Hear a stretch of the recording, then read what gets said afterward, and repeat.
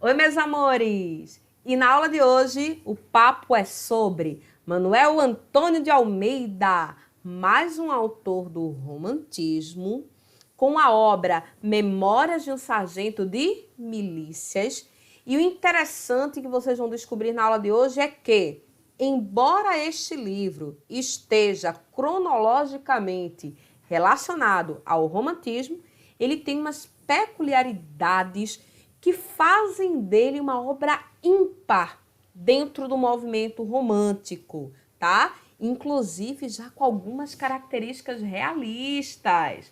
Vamos lá, vamos descobrir tudo isso na aula de hoje. Venham comigo!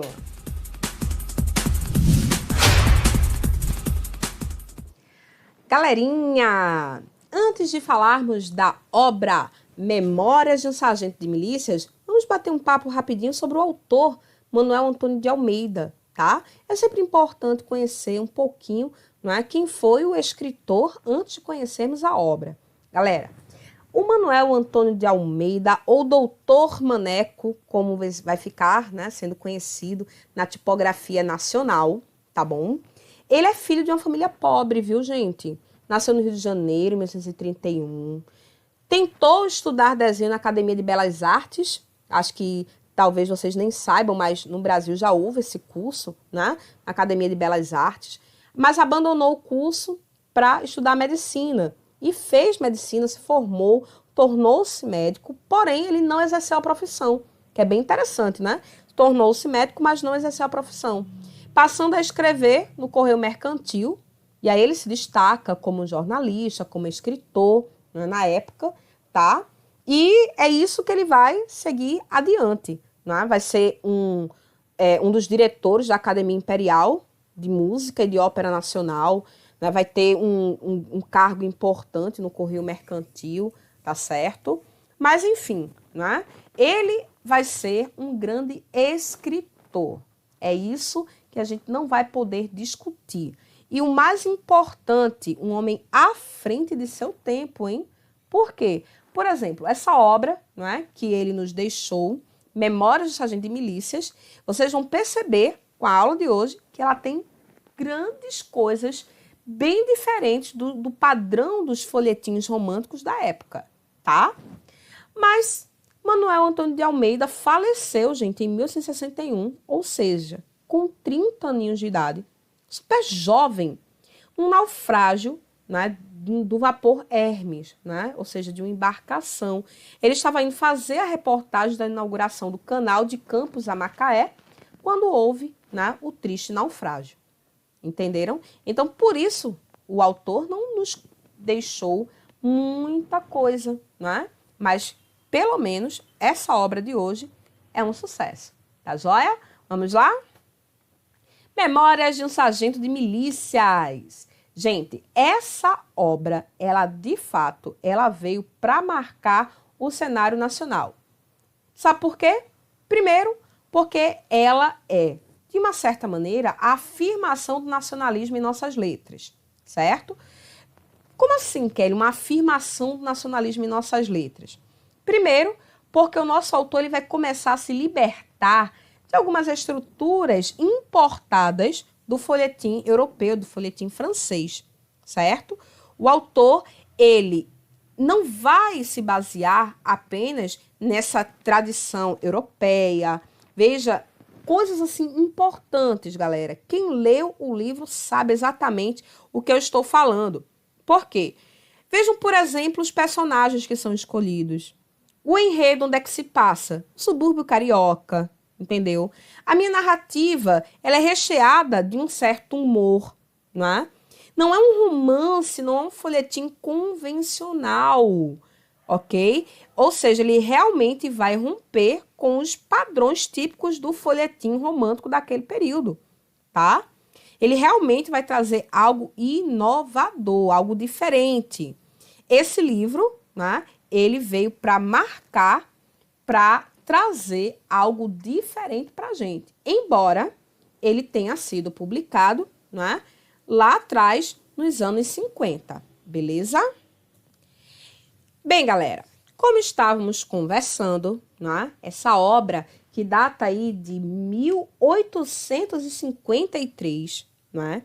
Ela está juntinho, está lá no início, não é, dos primeiros grandes folhetins. Para vocês terem uma ideia, em questão cronológica, a Moreninha, que foi o primeiro folhetim de grande sucesso no Brasil, foi em 44. Então, 9 aninhos depois, nós temos uma obra que já faz uma reviravolta na estrutura convencional. Vamos ver algumas coisas que são importantes na estrutura da obra. Os episódios, tá? Parecem ter sido escritos de forma autônoma. Quando você foi lendo, você deve ter percebido isso. Tanto que os relatos, né, a unidade é dada pela presença de Leonardinho, o nosso personagem principal.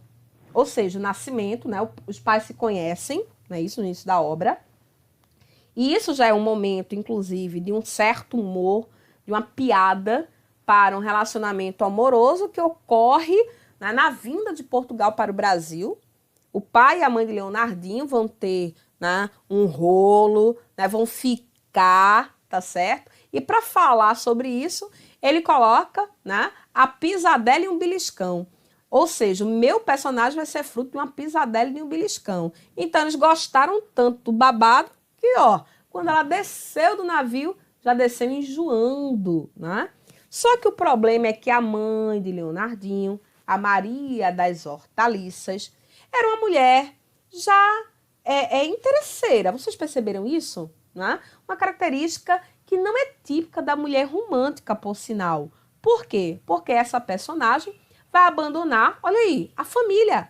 Vai abandonar marido e filho para fugir com outro que tivesse mais dinheiro e pudesse dar uma melhor posição social para ela.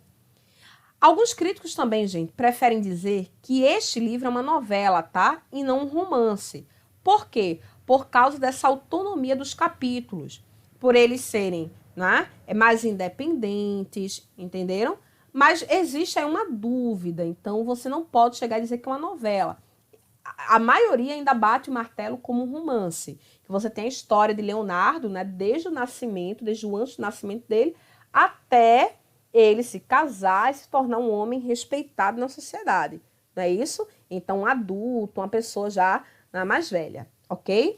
Agora vamos pegar alguns pontos também importantes. Olha só, a ação na obra é bem dinâmica.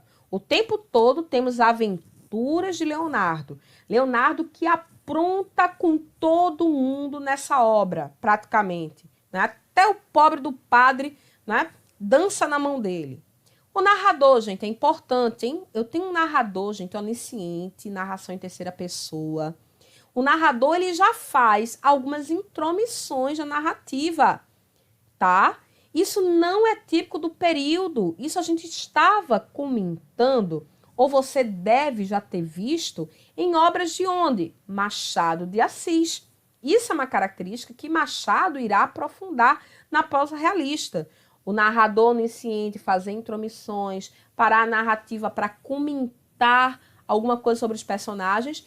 Machado conversa com o leitor, faz análise psicológica dos personagens. Realmente, aqui não vamos ter análise psicológica do personagem, mas essa característicazinha aí, que não tem nada a ver com o romance da época, já aparece. Veja que interessante. Cronologicamente, ele faz o que é normal as narrativas da época fazerem, certo? Então, veja que ele é um romance, gente, pré-realista. Ele está no meio do caminho, ele vai ter características que o realismo irá aprofundar, mas ele já apresenta. Agora, o que é muito importante você frisar, presta atenção. É uma obra que teria característica pré-realista, sim, mas em 1853, cara.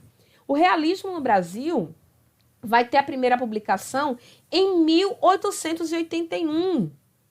Você já deve estar conectando aí com a obra Senhora. Só que Senhora é de 1875. 75. Ou seja, esse livro é escrito quase 20 anos antes de Senhora, não é? E quase 30 anos antes do realismo. Bote a mão na cabeça. Vejam como esse cara realmente tem uma técnica que está à frente de sua época, tá? Esse romance, ele é ímpar. Não esquece. Não é à toa que ele é cobrado em grandes vestibulares do nosso país. O tempo, como a gente estava falando, cronológico, típico daquela época, né? Ele foge da contemporaneidade e volta para o início do século XIX, para a época ainda de Dom João VI no Brasil, gente, certo? Anos 50, eu já estou no segundo reinado aqui no Brasil, né? Já saímos do período regencial para o segundo reinado. Então, veja quanto tempo nós voltamos, né? Era no tempo do rei. Essa primeira frase do livro já te deixa claro, né, que eu não estou no momento atual, que seria outra característica realista, né, a contemporaneidade. Esse livro não tem. O espaço é o Rio de Janeiro, mas eu trago o subúrbio carioca, que isso também não é algo comum para a narrativa da época. O que é que era comum nessa época? Você trabalhar com a corte, com os burgueses, né? Está ali no centro do Rio, né? Com a burguesia. A burguesia é o foco das narrativas românticas, certo? Memórias de um Sargento de Milícias também nos traz de forma, né, ímpar, ok? A questão do coloquialismo, essa fala popular das personagens, típica da periferia carioca. Então, ele tem essa preocupação na obra, tá? Ele, né, substituiu aquela solenidade retórica e pomposa dos romances românticos por algo mais caricatural, mais humorístico, o que a gente associa ao gênero picaresco, tá? Em lugar de herói idealizado, mítico, perfeito, não é? Leonardinho não é nada disso. Na verdade, ele é o quê? Ele é um típico malandro do subúrbio carioca, né? É um cara que tem defeitos, atrapalhado, né? Que comete um monte de coisa, inclusive tem um defeito bem característico, é preguiçoso, certo? Vejam que o major queria inclusive prender o Leonardo por vagabundice. Mas onde é que ser vagabundo da cadeia? Eita, o major não conseguiu, né?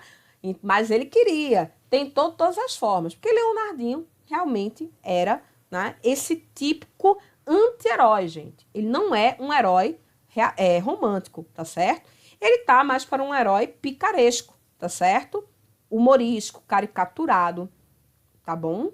Isso é bem interessante. Agora, pensando os personagens de nossa obra, como já estávamos falando, né, os personagens vieram de onde? Do subúrbio carioca, certo? Então, isso aí já é interessante. Então, a gente tem realmente tipos populares suburbanos permeando a obra. As parteiras, os vadios, como o próprio Leonardo, né, os sacristãos, os pardos e pretos, hein? Presta atenção. Trazendo essa questão das raças e tal, né, elemento bem típico daquele período. Ele traz barbeiros, né? Vamos trazer pessoas que trabalham ali com venda de frutas e verduras, né, hortaliças e tal, tá bom? Nós vamos ter personagens, gente, que estão envolvidos com as atividades da periferia. Realmente é algo suburbano. Então, isso realmente é algo interessante na obra. Agora, o autor não faz, grava isso, põe na tua cabeça, o autor não trabalha os personagens de forma complexa.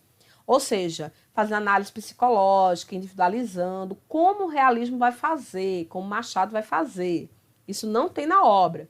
O que ele constrói mais realmente conosco é uma grande camada, um celeiro, na verdade, de personagens tipos. Ou seja, ele usa esses personagens para tentar representar os costumes do local, mostrar mesmo para você como era um subúrbio carioca. E o interessante é que essa obra fez muito sucesso, viu? Por quê?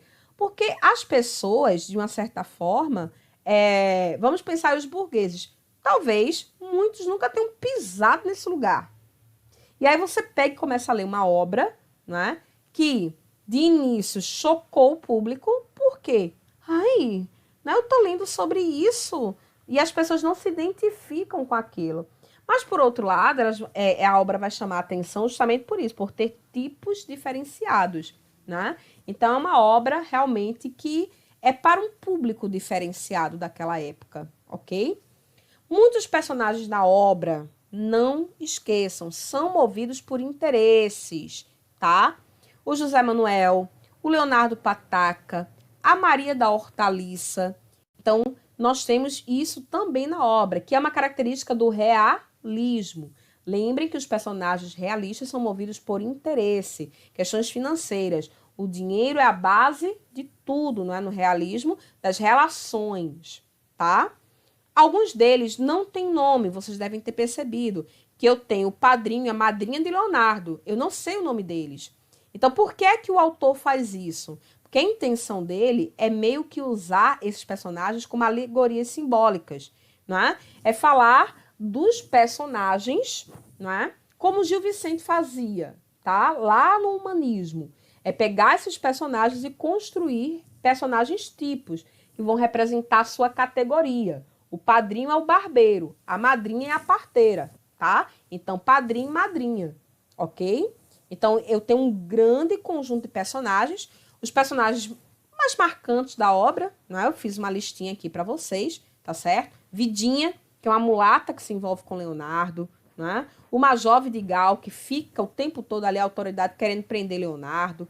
O José Manuel, que é amigo da família de Luizinha, interessado na fortuna de Luizinha, né? A Luizinha é quem? A Luizinha é a menina por quem Leonardo se apaixona, só que, interessantemente, ele não fica com ela no início da obra. Claro, Luizinha se casa com outro, né? Outro pretendente, que teria melhores condições. O Leonardo é um vagabundo, não tem emprego. Qual pai que daria a mão de sua filha, né, com um dote legal para um Leonardo? Então, na verdade, é esse amor por Luizinha. Prestar atenção como essa obra ainda tem um final romântico. Porque o amor por Luizinha vai fazer com que o meu personagem crie vergonha na cara. Ele vai se redimir. Ele vai mudar suas atitudes por causa dela. Para que ele possa ficar com ela. Quando ele descobre que Luizinha ficou viúva, então ele diz, pronto, agora, acabou a vadiagem, acabou a vida de loucura, né? Vida louca, não mais. Vou ser um homem que Luizinha merece ter. Então, ele se torna, né, o sargento de milícias que nós estamos estudando, estamos conhecendo. São memórias dele, do Leonardinho, ok? Estilo de época. Galera, isso aqui a gente estava acabando de bater o martelo, né? Falamos sobre essas 5 características já. Agora, vale a pena, né, você reforçar, tá joia? Então, vejam, embora você, presta atenção, embora você vá conectar esse romance, classificar como romântico, vejam que até o final aí, né, embora não seja tão claro aquele final feliz, tal, né, mas Leonardinho não terminou com Luizinha? Eles não vão ficar juntos? Né? Não vai haver essa ideia do casamento, ele não vai se redimir? Beleza? Então, o final feliz totalmente, porque ele fica meio indefinido, mas tem, né? Tem como a gente enxergar que ele mudou por conta dela. Mas fica meio que no ar, não é isso? Então, é um elemento fora dos parâmetros românticos, não é isso? Então, isso é importante pra gente, tá? As personagens, elas não são idealizadas, né? Tem muita personagem ali que não é idealizada, a maioria delas não é. A fragmentação do enredo, como a gente já citou, os capítulos, não é? São fragmentados, a sequência é dada pela participação de Leonardinho neles, então a gente vai fazendo o alinhamento da obra. Tem a questão da digressão, porque o narrador onisciente para, interrompe, comenta. Inclusive aqui, ó, há um trecho do narrador no item 4, falando até com o leitor, gente, tá no livro. Por estas palavras, vê-se que ele suspeitar alguma coisa, e saiba o leitor que suspeitar a verdade. Então, veja, a metalinguagem por quê? Porque ele para falar do livro, já que você está lendo o livro. Então, o livro falando do próprio livro, beleza? E tem a característica, né, do narrador aparecendo aí no meio da digressão. Vocês sabem que essa técnica é apurada nas mãos de Machado de Assis. Mas vejam que interessante, está aqui também, ainda muito sutil, mas já estava em Memórias de um Sargento de Milícias. Então, isso é um traço pré-realista, gente. Ainda sobre o estilo, essa obra não se insere bem no perfil dos romances urbanos. Por quê? Porque o romance urbano abordava, como eu disse, a sociedade burguesa. E esse daqui veio na contramão, abordando o quê pra gente? Né? Trazendo aí o subúrbio carioca, tá? Meus amores, então, espero que vocês tenham pego os principais pontos da obra, não é? Tenham entendido o que conecta essa obra com o realismo, com o romantismo, tá certo? Terminem de ler. Quem já leu e quiser fazer uma releitura, pegar esses principais pontos, fiquem bem à vontade, isso vai te ajudar bastante, tá certo? E saibam que esta obra sempre é cobrada no vestibular seriado da UPE, ok? Um beijo e até a próxima aula com mais outras discussões bem valorosas. Tchau, meus amores! Valeu!